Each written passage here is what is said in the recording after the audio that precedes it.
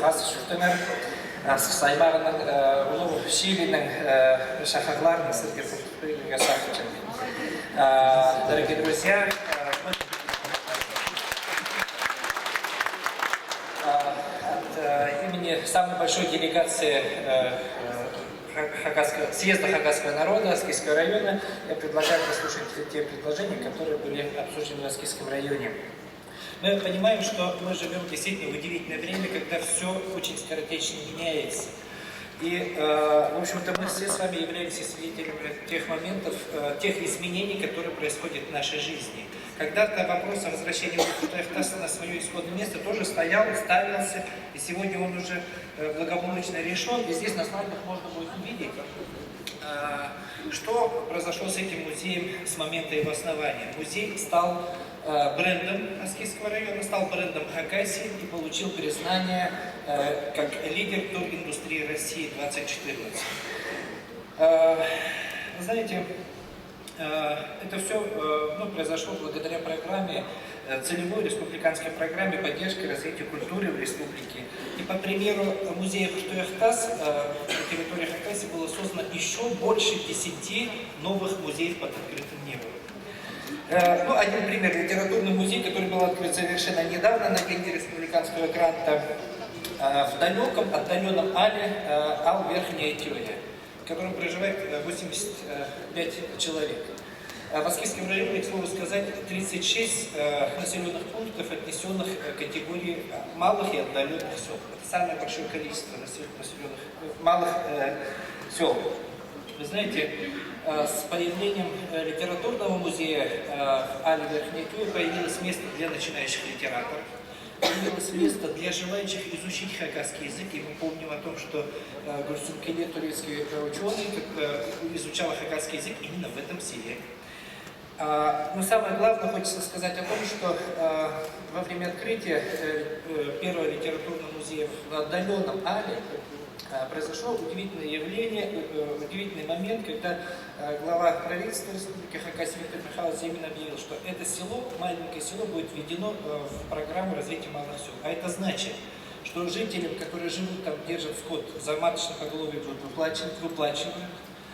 Количество скота, крупнорогатого скота увеличилось, если не в 3 раза, то в 2 раза точно. Но люди немножко зажили повеселее.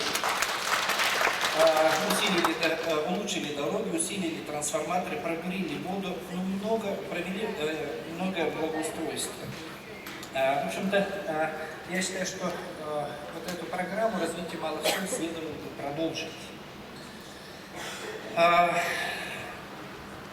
Можно продолжить. Но когда мы говорим про малые села, конечно же, обращает внимание, скажем, охват территории республики телевизионным вещанием на хакасском языке.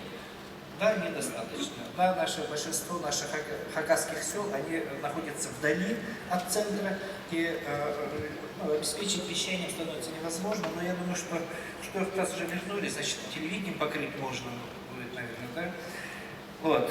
В некоторых отдаленных и малых селах нет телефонной сети и даже мобильной сети. Мы понимаем сегодня, в век ускоренных изменений, если мы не получаем оперативной информации, то развитие территории отбрасывается далеко назад. Вот этот момент тоже, наверное, следует обратить внимание. Следующий слайд. Я бы хотел сказать о том, что у нас есть студия Хакасфильм без государственной поддержки, на постоянной основе.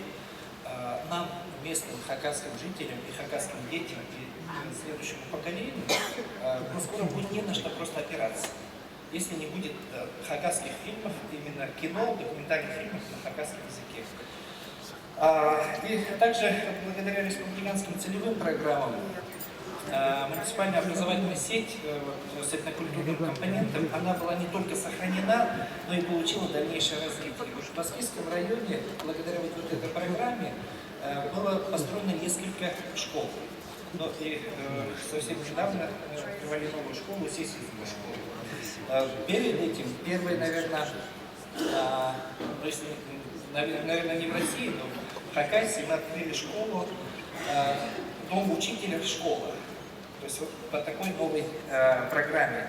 Когда мы говорим про школу, конечно же, нас, родителей, школьников, волнуют некоторые вопросы. Ну, сейчас слово оптимизация всем известно, всем знакомо, это всех пугает, и под этим подразумевается в народе бытует мнение, что, дескать, будут сокращаться часы. Оказывается так, да.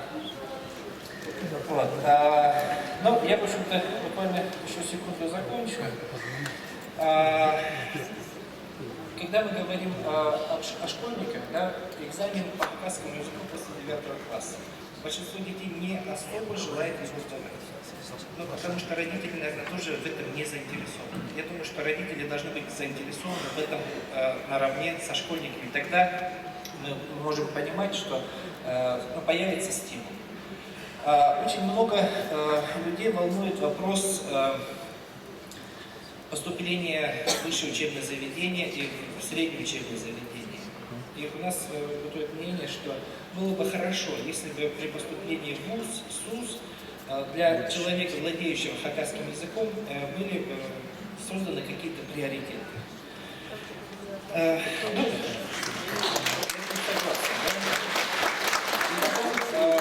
Мы понимаем, что Аскизский район – это та территория, в которой до сих пор проживает большее количество носителей хакасского языка, и из-за отсутствия, скажем, средств профилактики здоровья, количество носителей хакасского красивого языка, правильного, стремительно сокращается.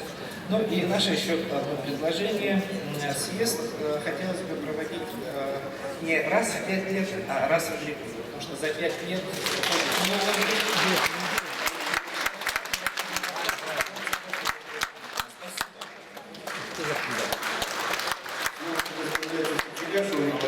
председатель Абаканского совета старейшин подготовить